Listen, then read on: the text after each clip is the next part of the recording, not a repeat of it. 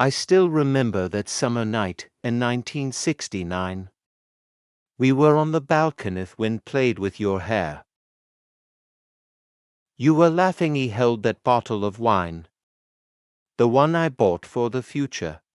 For the future, our word for Sunday. One day, when everything finally works out.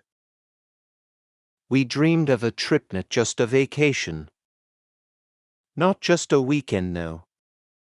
We dreamed of a real journey, kind that changes your life. We'd already decided where: New Zealand. Green valleys, snow-capped peaks. Roads that lead nowhere. We watched old travel reels. Planned routes with paper maps, even started learning Maori. You said, this will be our answer to the world. We'll just take off, for 3 months. No plan, just us. I believed it. I believed so deeply that I started saving money every month, $200. I gave up new shoe strips with friends.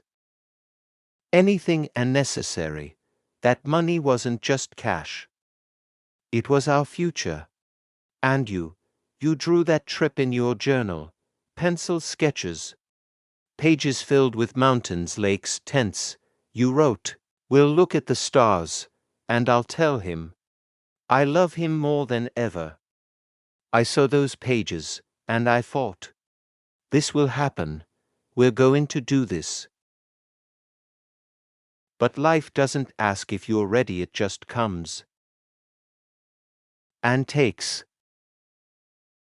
It started with small things. No shouting, no break-up. It started with silence. You stopped talking about New Zealand.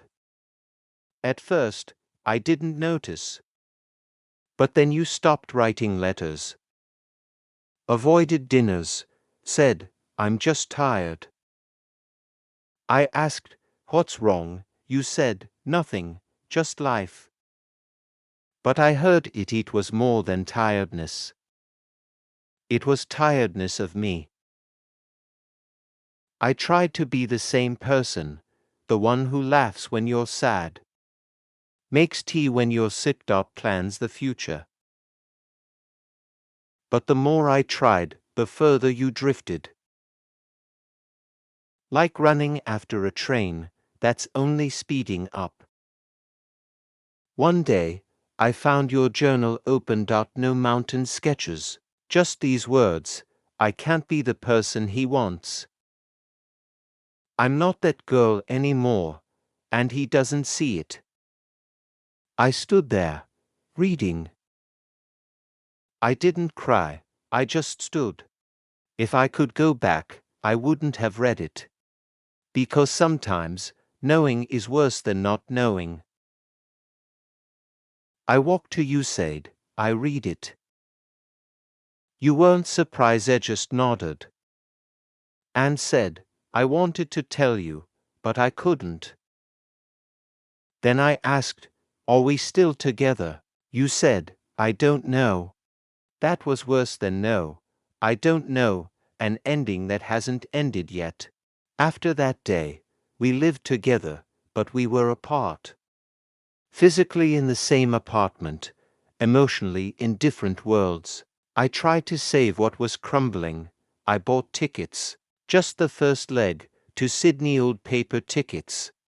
I said, let's just go. Maybe there, we'll find what we've lost. You looked at the tickets for a long time, then said, I can't. Why, I just can't be there with you. But this was our dream, it was, but now it's only your dream. Those words cut into me like a knife, because they were true. I couldn't tell if this was a shared dream, or just my need to hold on to you. I threw the tickets away, literally in the trash, emotionally into the past. And then you left, not dramatically, not with a fight. You just packed your suitcase, said, I loved you, but it's not enough, and walked out.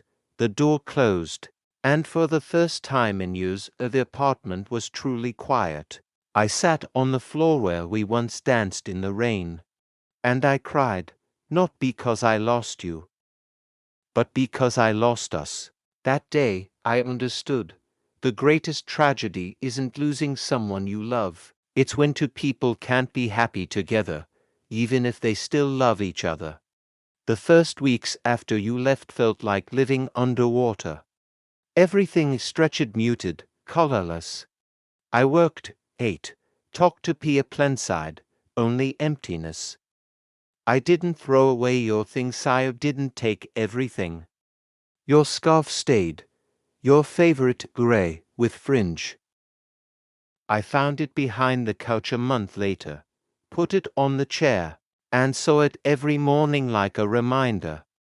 One day, I decided to travel to New Zealand. Just somewhere, bought a ticket to Berlin, told myself, maybe there, I'll forget. I arrived, walked around, sat in a cafe, and on the table, I saw a postcard of New Zealand, same lake we'd picked.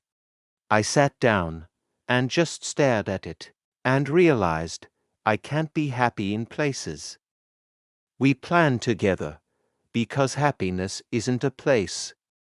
It's a person. I went back home. The scarf was still on the chair.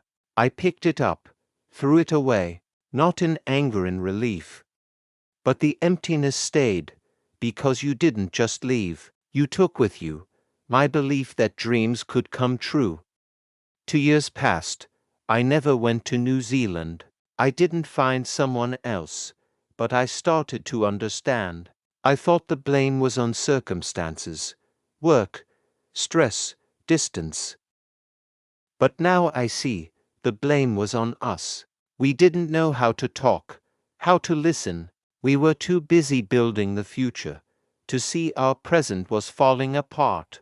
I planned the trip, but didn't see you hurting. I saved money, but not attention, not empathy. And the worst part, you tried. You tried to tell me, but I didn't want to hear. I was afraid that if I listened, the dream would break. So I pretended everything was fine, and that was my biggest mistake. We thought the trip would heal us, but a trip doesn't heal, it only reveals what's already there. If you're happy, it becomes a legend. If you're broken, it becomes the end. If only we'd stopped when you said, I'm not in the mood. And I'd asked, how are you really feeling? Maybe everything would have been different, but we didn't stop. We kept running to a dream that no longer belonged to us. Now I understand. The most precious thing isn't where you go, and the greatest loss is having someone, but not knowing how to see them. I don't plan big trips anymore. I just try to be here. Here and now with myself, with my feelings, with my mistakes. And sometimes, when I look at the stars, I imagine you're doing the same. And maybe you finally said to someone, I love you more than I ever have. And that's good. That's really good. Because you deserve happiness, even if it's without me. The trip we never took, it exists. Not in reality, but in my memory, in my dreams.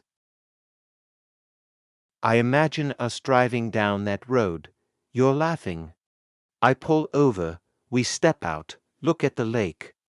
And you say, it's better than I imagined. And in this world we're happy. We talk. We listen. We aren't afraid of silence. But when I wake up, silence wraps around me. And I realize, we'll never go. This journey will stay and done, like the 1,000 things we kept putting off. Until later. Later, the cruelest word in the world, because later often means never. If you're hearing this now, and you have someone you dream of doing something with, don't wait, don't say later, don't say someday, do it now. Even if it's just a walk, an evening in the park, a conversation without phones, because the greatest journey isn't across the world. It's the one between two hearts, when they finally open to each other. And if you've lost someone, if you have your own trip you never took, don't blame yourself, don't stop, just remember, you did your best with what you had, and that's enough. You once asked if I wrote letters. I said, no, it's weird. But today, I did. Thank you, for the laughter, for the silences, for those nights under the stars, for every moment, even the painful ones. You made me deeper. You taught me. Love isn't just happiness, it's also loss, and that's okay. I'm not waiting for you anymore, but I'll always remember. Not because everything's fine, but because it was real. And if we ever meet again, I'll smile. And that will never happen again. And that's beautiful. With love, the one who still holds a ticket to New Zealand, but no longer plans the trip. Sometime, would we have found each other again, or just lost ourselves in the mountains? I think some dreams are not meant to happen. They're meant to teach us. You were my greatest dream and my greatest loss. If you're holding on to a dream that's fading, don't wait for the perfect moment. It may never come. Say it now, do it now, be here now, before later becomes never. I still think of you, not every day,